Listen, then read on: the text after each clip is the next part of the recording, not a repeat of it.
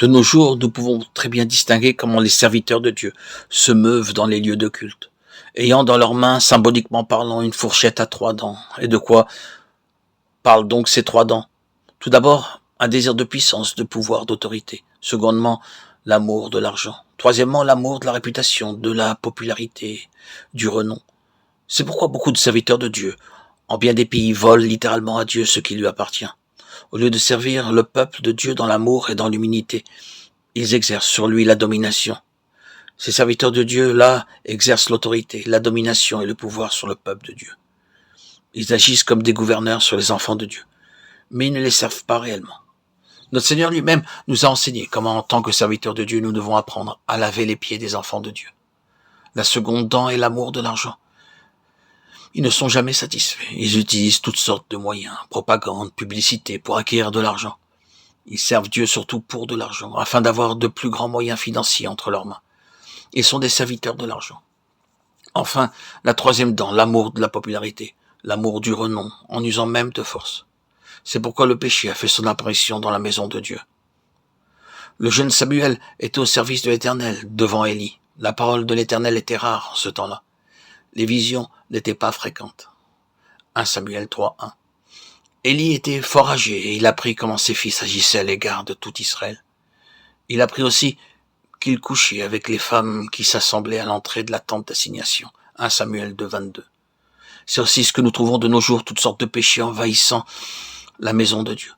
Pour avoir plus de popularité, pour jouir d'un grand renom, ils utilisent n'importe quel moyen pour augmenter le nombre de leur auditoire. C'est pourquoi nous trouvons des péchés abominables dans beaucoup de congrégations ou d'assemblées dans le monde entier. Et c'est pourquoi on peut très bien discerner ce mot, El Kabod, inscrit sur beaucoup de rassemblements de chrétiens, en beaucoup d'endroits du monde. La gloire est partie. La parole de Dieu est devenue rare. Les croyants entrent affamés dans la maison de Dieu et en ressortent avec la même faim. Ils n'entendent que des belles histoires, voire même des blagues pour les entretenir dans la maison de Dieu. Et même bien peu de prédicateurs utilisent vraiment la Bible au cours de leurs sermons. Ils dépendent de toutes sortes de livres pour constituer, pour préparer leurs sermons. Ils agissent ainsi pour rassembler de l'argent et acquérir de la puissance.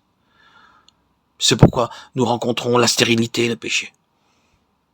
Mais Dieu est si miséricordieux qu'il est tout à fait désireux de ramener cette gloire qui s'en est allée, de la ramener parmi son peuple. C'est la raison pour laquelle il utilise les 4 personnes de la Bible pour amener la gloire dans son peuple, à savoir Anne, Samuel, David et Salomon. Dieu désire que toi et moi, nous soyons ses collaborateurs et ses compagnons effectifs pour travailler avec lui, en vue de ramener sa gloire.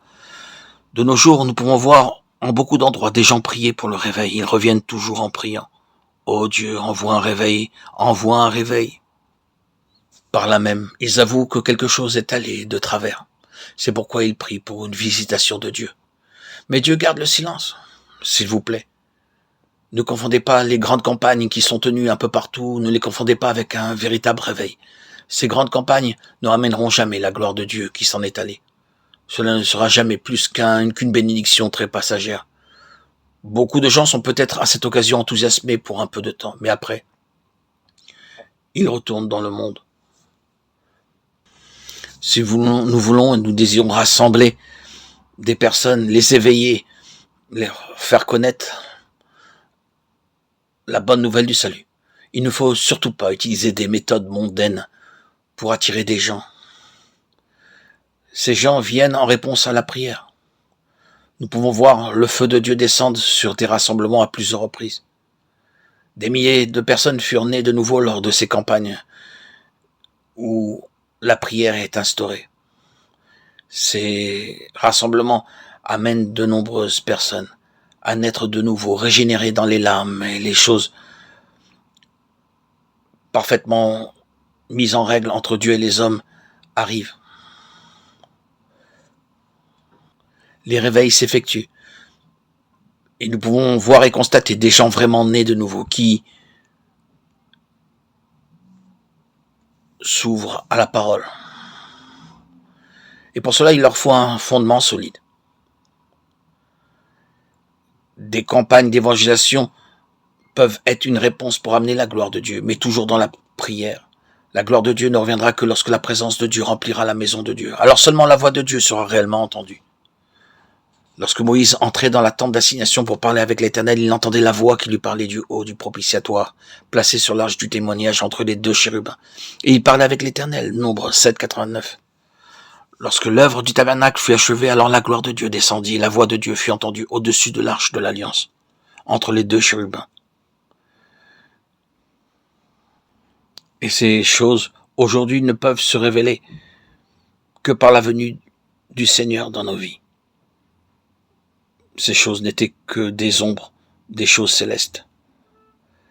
Les choses qui se produisaient du temps de Moïse n'étaient que des ombres annonçant des réalités spirituelles à venir, et qui se sont réalisées du temps du Seigneur Jésus-Christ, et qui peuvent se réaliser par notre réveil, notre éveil, notre prise de conscience et notre détermination à suivre le Seigneur, toujours dans la prière, dans l'amour de son très saint nom. Ainsi se réaliseront les promesses de Dieu en nos vies et nos prières seront exaucées. Demandez au Seigneur quelle est sa volonté pour nos vies. Tout se transformera. Demandez au Seigneur qu'il puisse régner dans vos vies. Amoindrissez-vous pour lui laisser plus de place dans vos cœurs. Obéissez à sa parole. Prenez un moment pour lui parler à l'écart des bruits du monde.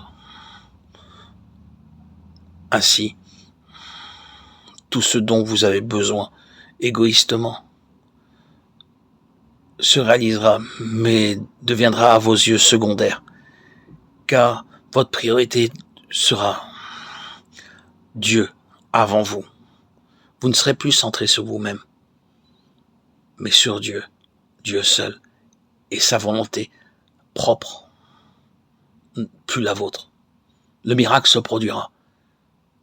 Dieu résidera dans vos cœurs. Vous comprendrez la signification de toutes ces paroles. Ils résonneront dans vos cœurs et auront un impact réel dans vos vies.